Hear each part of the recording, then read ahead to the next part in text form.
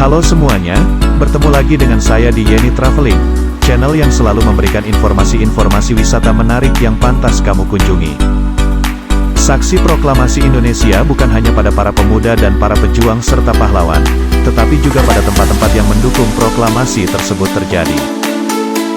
Dilansir dari beberapa web, inilah 5 lokasi wisata yang jadi saksi sejarah kemerdekaan Indonesia.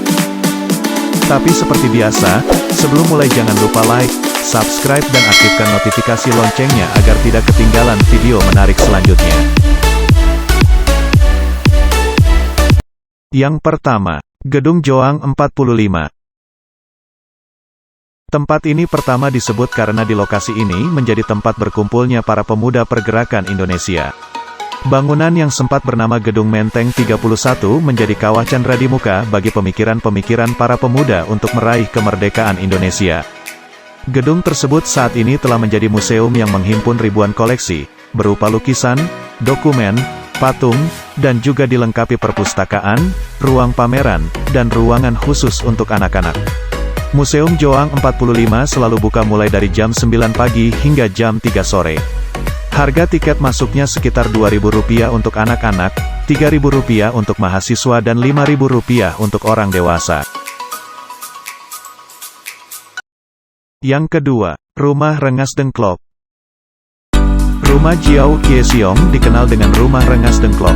Peristiwa Rengas Dengklok adalah peristiwa penculikan yang dilakukan oleh sejumlah pemuda terhadap Soekarno dan Hatta. Tempat sebuah peristiwa tanggal 16 Agustus tahun 1945, Soekarno dan Hatta dibawa ke Rengas Dengklok, Karawang, untuk kemudian didesak agar mempercepat proklamasi kemerdekaan Republik Indonesia. Dan bangunan bersejarah tersebut terletak di RT 1, RW 9, Kampung Kalijaya, Rengas Dengklok, Kabupaten Karawang, Jawa Barat. Juga untuk pengunjung yang ingin datang ke Rumah Rengas Dengklok tidak ada patokan biaya masuk melainkan gratis untuk dikunjungi oleh siapapun. Yang ketiga, Museum Perumusan Naskah Proklamasi.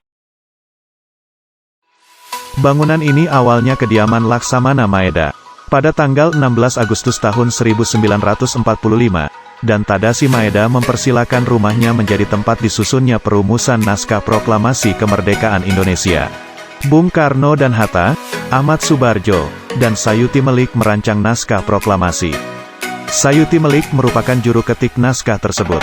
Terletak di Jalan Imam Bonjol nomor 1 Menteng, Jakarta Pusat, gedung dengan arsitektur Eropa yang dibangun pada 1920. Harga tiket masuk museum sangat terjangkau, karena untuk dewasa sebesar Rp2.000, pelajar Rp1.000 dan wisatawan asing Rp10.000. Yang keempat, Tugu Proklamasi. Tugu Proklamasi berdiri di tanah lapang Kompleks Taman Proklamasi di Jalan Proklamasi, Jakarta Pusat. Pada kompleks juga terdapat monumen 2 patung Soekarno-Hatta berukuran besar yang berdiri berdampingan, mirip dengan dokumentasi foto ketika naskah proklamasi pertama kali dibacakan.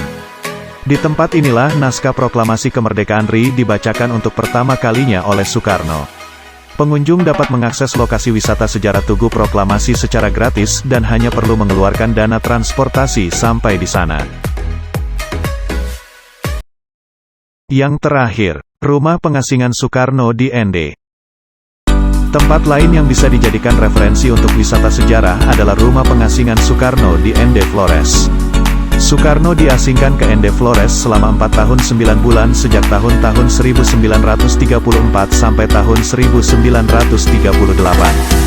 Rumah sederhana yang terletak di Jalan Perwira, Kota Raja, Ende Utara, Kabupaten Ende, Nusa Tenggara Timur menjadi saksi bisu perjuangan Bapak Proklamasi Indonesia. Selama pengasingan, Bung Karno memiliki akses yang terbatas. Ia seringkali merenung di Taman Perenungan.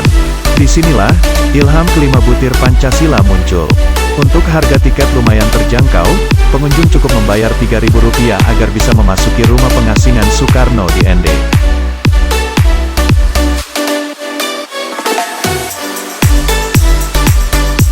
Terima kasih telah menonton. Jangan lupa share video ini dan komen jika ada rekomendasi wisata yang ada di Indonesia ini. Sampai jumpa di video selanjutnya.